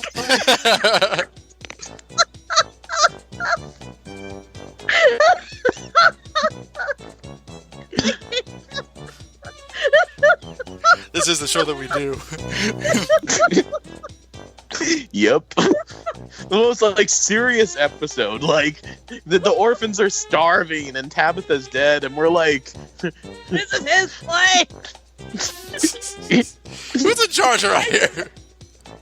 I just remember that episode where like freaking he puts the knife in his eye, and I'm like, Yeah, this shit. yeah. And Gordon this week, he's woman. like, man, if I would have shot someone unarmed, I would have been in trouble like a month ago. It's like bullshit. You always did that. That was Well, 3 months ago. He said 3 months Yeah, ago. yeah. 3 Yeah, it months was ago. 3 freaking months ago. It's like you did that all the time. Like, yeah, I totally did. Okay. Oh, she said words like totally. Okay. Welcome back. Let's see. Like, Dustin has like his wife do like some intro on all the podcasts now, so I don't have to do like the whole sponsored by the Batman universe thing. But I might still do that. Have it like, well. So during this hiatus, Also, my call keeps out, so I know you guys can hear me, but I can't hear like everything that's being said. So if I'm sitting here like, what? That's why. it's because Dustin has to send us that helicopter of supplies right now. Like that's what that radar beep is. It's every time I get disconnected and it's reconnecting. Oh, so it's not Aquaman getting shot by a homeless cop. Okay, feel free to like Whatever. type in the show. Take homeless cop. Say what? Have you seen his abs? Have I seen his abs? Yes. Oh, I think the call and you thought I was calling Aquaman homeless cop. No, I said Aquaman can take homeless cop. Have you seen his abs? Of course, Aquaman can take yes. homeless cop. Yeah, His dripping wet abs. Yes. His, he'll drown him like. Bullock, I can't swim. And Bullock, didn't I used to like date a chick that couldn't swim? That was so long ago. which one was that one? Season 1. Remember, like when we first met the Scarecrow. Yeah, he almost drowned that chick, and she ended up dating Bullock for all of that episode, and never appeared again. Oh, right. And she like came back, and they were engaged randomly, and then like. There's like another episode in season 2 where Bullock's like James Bonding a girl, and she's like, "Wait, weren't you getting married?" He's like, "Oh, that didn't work out." So I just bought this hooker instead. Thai food. Do we want to talk about it all? Like, oh god. I must have my 3-course meal. Is what Mario would have wanted.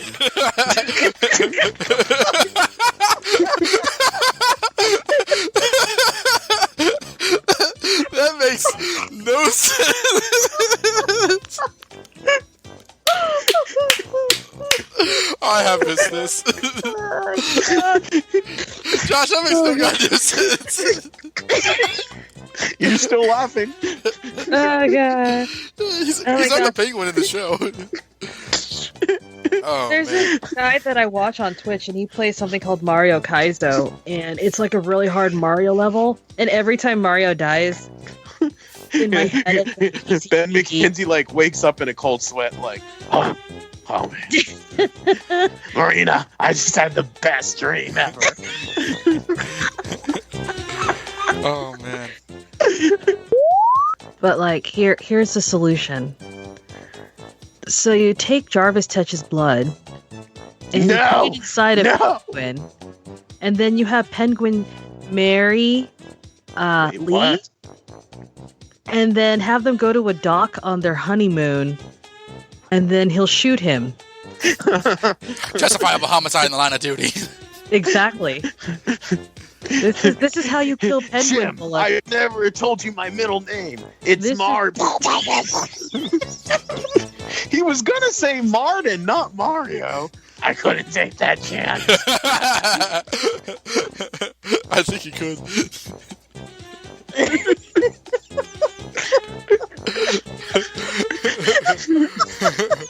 Okay, Mario, you can come out now.